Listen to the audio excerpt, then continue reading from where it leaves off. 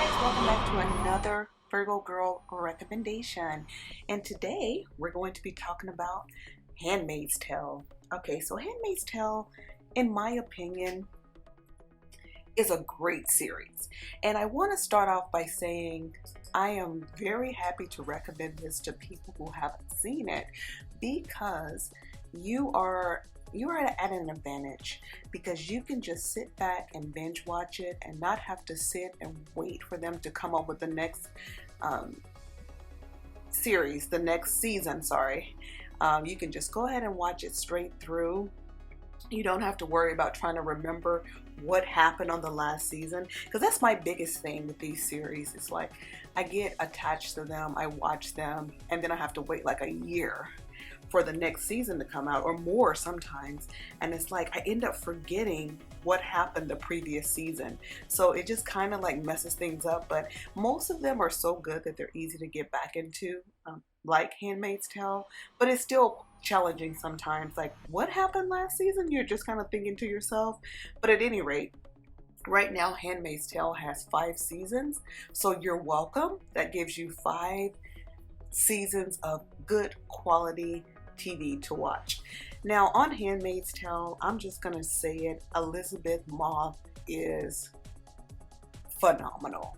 And I've said this before in prior videos. I feel like, or maybe in a prior video, just one video, I'm not sure if I've done, I think I've only done one with her, but I say it now and I'll always say, everything that I've seen her in, she has proved to be an excellent actress, and I've always felt like she executed the role perfectly.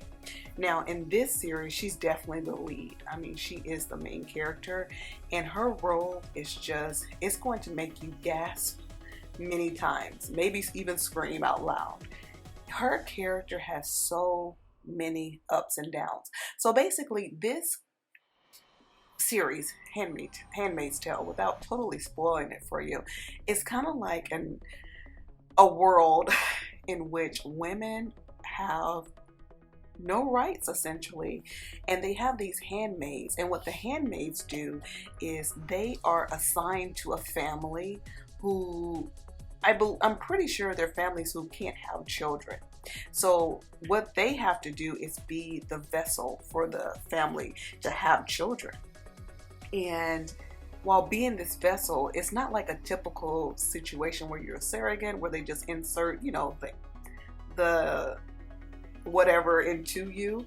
I don't want to say too much because this is YouTube. I'm trying to keep it clean. But yeah, so basically, it's not like the process of being like a surrogate.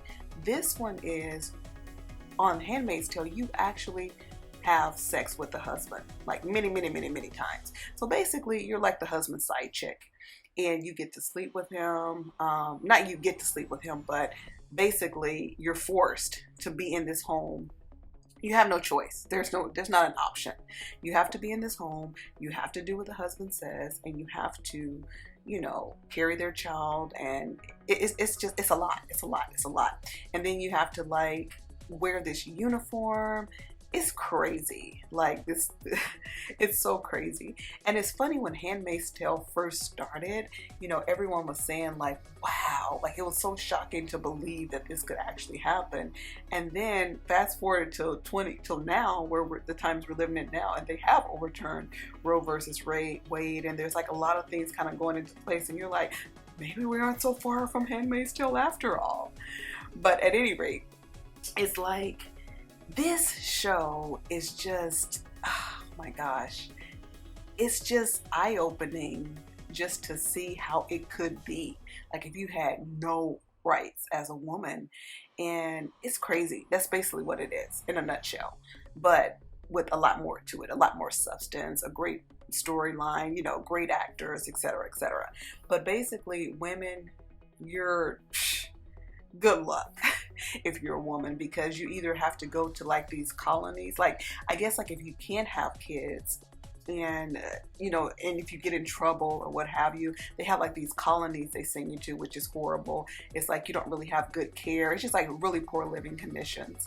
And then they have another position for you, like you can be like, they call it like a Martha, And that's like if you're not really desirable, but you can like do the cleaning, the cooking, and just be kind of like a maid, if you will, around the house, and like kind of run the house kind of, thing for the wealthy people and, in the town or whatever.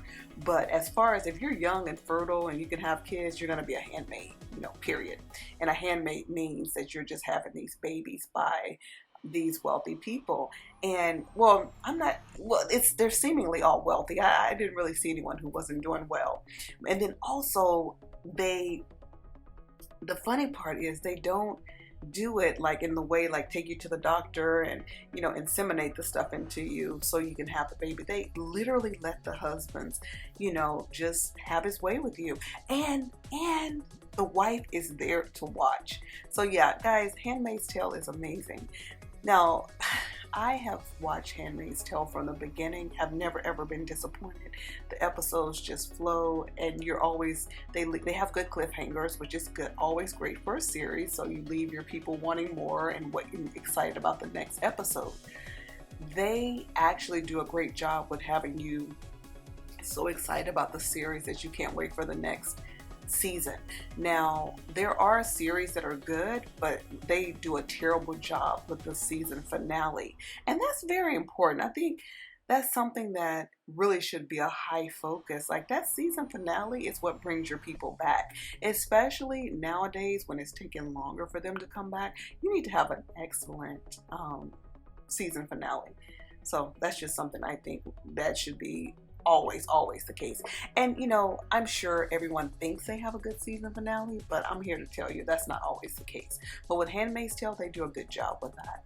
At any rate, I'm current, up to date on Handmaid's Tale. And one thing I'll say about this series, I am so surprised that they were able to every season come back with a new theme that is better and better and better. I'm like, every time I watch it, I'm like, there's no way they're going to be able to top this. What are they going to do next? There's nothing left for them to do. Every time I think that, they come back with something, another twist. And that's what I love. Whoever the writer is, director, and all of that for this series, they are amazing. I did mention Elizabeth Moss just because Elizabeth Moss is the star of the show, but it's not just Elizabeth Moss. There are other actors in here who have very, very, very important roles.